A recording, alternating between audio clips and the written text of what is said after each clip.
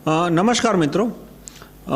आज तारीख है 29 नवंबर 2015, 29 नवंबर 2015 संडे। ये वीडियो है जो सीरिया में जो वॉर चल रहा है आईसिस और उसके ऊपर।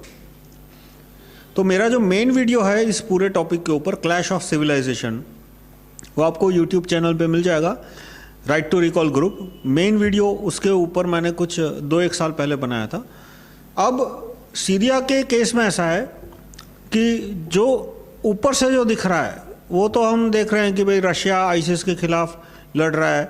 पहले हम देखते थे कि अमेरिका है वो आईसिस पे बमबारी कर रहा था।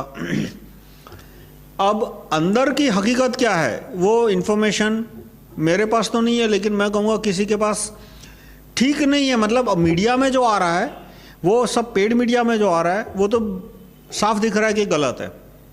अब तक पेड मीडिया ये छाप रहा था कि अमेरिका है वो आईसिस के खिलाफ है, अमेरिका है वो आईसिस पे बम मारे कर रहा है, उसके ऊपर उसके खिलाफ सैनिक तो ग्राउंड फोर्सेस नहीं भेजे थे पर एयर स्ट्राइक्स कर रहा था अमेरिका। लेकिन साफ दिख रहा है कि सऊदी अरेबिया है वो आईसिस को पैसे दे रहा है।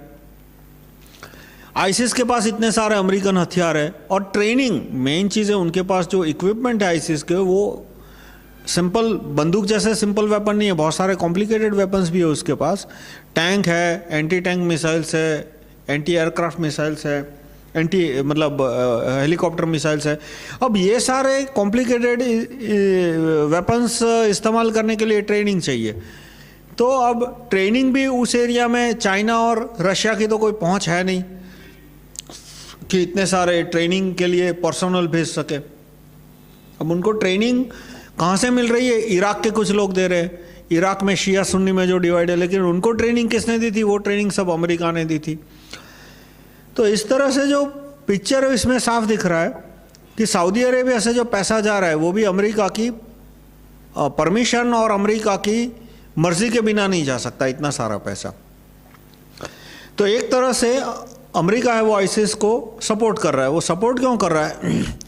क्योंकि सद्दाम हुसैन को ख़त्म करने के बाद जो इराक की सरकार आई, वो जैसे जैसे इराक में उनका पोजीशन स्ट्रांग होता गया वैसे वैसे उन्होंने अमेरिका की अनदेखी शुरू कर दी। अब इराक में 2 ग्रुप है, शिया सुन्नी, और भी है अलग अलग नेशनलिटीज़ है, पर 2 मेन है वो शिया सुन्नी है। सद्दाम हुसैन सुन्नी था, इसलिए उस समय सुन्नी थे वो ज़्यादा पावरफुल थे। शिया है वो मेजोरिटी में है इराक में, और ईरान के अंदर भी शिया है। ईरान में करीब करीब 90-95% शिया है। अब शिया है वो अमेरिका के ज़्यादा अगेंस्ट है, सुन्नी भी अमेरिका के खिलाफ है, लेकिन शिया सुन्नी में जो तकरार है और वो मतलब 1000 साल पुरानी है, 1200 साल पुरानी है, उसमें अभी अमेरिका है वो सुन्नी की साइड में है, क्योंकि अमेरिका को अभी ईरान ख़त्म करना है। ईरान पूरा शिया है और सऊदी अरेबिया है वो पूरा सुन्नी है। और इराक के अंदर जब शिया की मेजॉरिटी गवर्नमेंट आई तो उन्होंने अमेरिका की सरकार को अनदेखा करना शुरू किया। उन्होंने चाइना के साथ रिश्ते सुधारने शुरू किए, ईरान के साथ रिश्ते सुधारने शुरू किए। इसलिए उनको ख़त्म करने के लिए, उनको कंट्रोल में लाने के लिए अमेरिका ने वहाँ पे सुन्नी को मदद करनी शुरू की, और वो सुन्नी उन्होंने फिर आईसिस की स्थापना की और आईसिस के नाम पे उन्होंने अपना कारोबार, युद्ध कारोबार और बढ़ाया। तो इस तरह से अमेरिका ने वहाँ पे आईसिस क्यों शुरू किया? क्योंकि इराक की जो शिया गवर्नमेंट थी वो अमेरिका के कंट्रोल से बाहर जा रही थी। अब आईसिस भी काफ़ी बड़ा हो गया।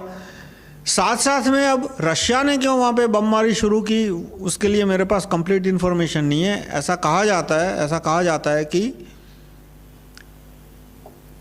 सऊदी अरेबिया को यूरोप तक पेट्रोल की और नेचुरल गैस की पाइपलाइन बनानी है, ताकि सऊदी अरेबिया का पेट्रोल और उसका नेचुरल गैस सीधा यूरोप तक पहुँच सके।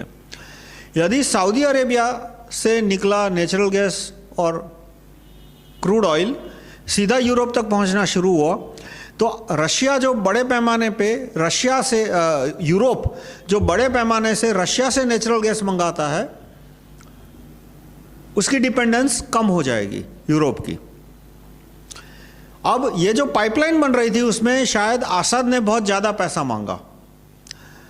सऊदी अरेबिया से जो यूरोप तक पाइपलाइन जाएगी थ्रू टर्की, और कंट्रोल असद का रहेगा, इसलिए वहाँ पे अमेरिका कोई कठपुतली रखना चाहता है जो कि पूरा उसके कंट्रोल में हो, अमेरिका और सऊदी अरेबिया। इसलिए उन्होंने आईसिस को पैसे दिए असद को हटाने के लिए, और असद हट जाता है, उसकी जगह कोई कठपुतली आती है अमेरिका की और सऊदी अरेबिया की, तो पाइपलाइन लग जाएगी तो रूस को बहुत बड़ा घाटा होगा, क्योंकि फिर यूरोप है वो रूस से नेचुरल गैस खरीदना कम कर देगा। इसलिए अमेरिका ने आईसिस को पैसा दिया कि भाई तुम सीरिया की गवर्नमेंट को ख़त्म करो, और तुम इराक की जो शिया गवर्नमेंट है जो हमारा कहा नहीं मानती, उसको थोड़ा परेशान करो, उस पर घौंस जमाओ, ताकि इराक की सरकार हमारे पास आए हथियार मांगने के लिए। जब वो हथियार मांगने के लिए आएगी तो हम उनसे अपनी शर्तें मनवा लेंगे। इसलिए आईसिस ने फिर सीरिया पे अटैक किया, और उसको बचाने के लिए फिर रशिया ने आईसिस पे अटैक किया। अब अमेरिका दिखावा कर रहा है कि हम भी आईसिस पे अटैक कर रहे हैं, इसलिए उसने भी हम आईसिस पे अटैक करना शुरू कर दिया। तो ये सारे माहौल में, इस सारी खिचड़ी में साफ साफ दिख नहीं रहा कि कौन किसके साथ है। मतलब ऊपर से कौन किसके साथ है और कौन किसके खिलाफ है वो तो दिख रहा है, पर वो तो ऊपर की बात हुई। अंदर से कौन किसको कितनी मदद दे रहा है, कौन किसके साथ है, कौन किसके खिलाफ है, वो इंफॉर्मेशन मिल नहीं रही। पर क्वेश्चन है कि इसमें हम क्या कर सकते हैं। तो हमारे पास तो इतनी ताकत नहीं है नहीं कि हम अपनी सेना भेज के अपने हथियारों के बलबूते पे वहाँ पे शांति सुलह कर पाए। अब प्रॉब्लम क्या है कि आईसिस की आग बढ़ते बढ़ते भारत तक आ सकती है। आईसिस का जैसे जैसे इन्फ्लुएंस बढ़ेगा, उसका इन्फ्लुएंस भारत के अंदर बढ़ रहा है, आईसिस का इन्फ्लुएंस पाकिस्तान के अंदर बढ़ रहा है, उसका इन्फ्लुएंस दुनिया के जितने भी मुस्लिम कंट्रीज़ है, दुनिया के जितने भी मुस्लिम है यूरोप के अंदर, अफ्रीका के अंदर, उसमें आईसिस का प्रभाव बढ़ रहा है। वैसे वैसे आईसिस प्रत्यक्ष या अप्रत्यक्ष रूप से या थ्रू पॉन्स डायरेक्टली आईसिस की सेना ना आए तो आईसिस के आतंकवादी है वो भारत पे बड़े पैमाने पे हमला कर सकते हैं। तो उसके लिए हम क्या कर सकते हैं, तो पहले कि यदि आईसिस का हमला भारत पे होगा तो वो पाकिस्तान के थ्रू होगा या बांग्लादेश के थ्रू होगा, क्योंकि आईसिस है वो डायरेक्ट मिलिट्री भेजने की कैपेबिलिटी तो आने में उसको बरसों बीत जाएंगे। डायरेक्ट भी आ सकती है, पर मैं कहता हूँ मोस्ट लाइकली सिनारियो क्या है कि आईसिस की सेना या आईसिस के लोग यदि हम पे बड़े पैमाने पे अटैक करेंगे तो थ्रू पाकिस्तान करेंगे। पाकिस्तान उनको लैंड बेस देगा या बांग्लादेश उनको लैंड बेस देगा। वो हम कैसे रोक सकते हैं, उसके लिए हमें अपनी सेना मजबूत बनानी पड़ेगी, और उसके लिए हमें भारत के अंदर हथियारों का उत्पादन बढ़ाना पड़ेगा। मतलब नकली मेक इन इंडिया नहीं, जो नरेंद्र मोदी का नकली मेक इन इंडिया है वो नहीं। नकली मेक इन इंडिया क्या है कि भारत के अंदर अमेरिकी आके हथियार बनाया, भारत के अंदर इजराइल की कंपनियां के हथियार बनाया, भारत के अंदर फ्रांस की, ब्रिटेन की कंपनियां के हथियार बनाया। तो वो तो ईस्ट इंडिया कंपनी भी एक ज़माने में भारत के अंदर बंदूक बनाती थी, ईस्ट इंडिया कंपनी भी भारत के अंदर गोलियां बनाती थी। तो वो मेक इन इंडिया हो गया क्या? मेक इन इंडिया तब कहेंगे जब company which is 100% owned by Indian citizens, company जिसके अंदर सारे इंजीनियर टेक्नीशियन है वो भी इंडियन सिटीज़न है, इंडिया के रहने वाले, इंडिया में पले बड़े हुए हैं, वो लोग हथियार बना रहे हैं, तो वो हथियार भारत की सेना के लिए काम आएगा। उसमें कोई किल स्विच नहीं होगा, उसमें कोई स्पेयर पार्ट की डिपेंडेंस नहीं होगी, और उसके द्वारा हम अपनी सेना मजबूत कर सकते हैं। हम अपनी सेना मजबूत करेंगे तो पाकिस्तान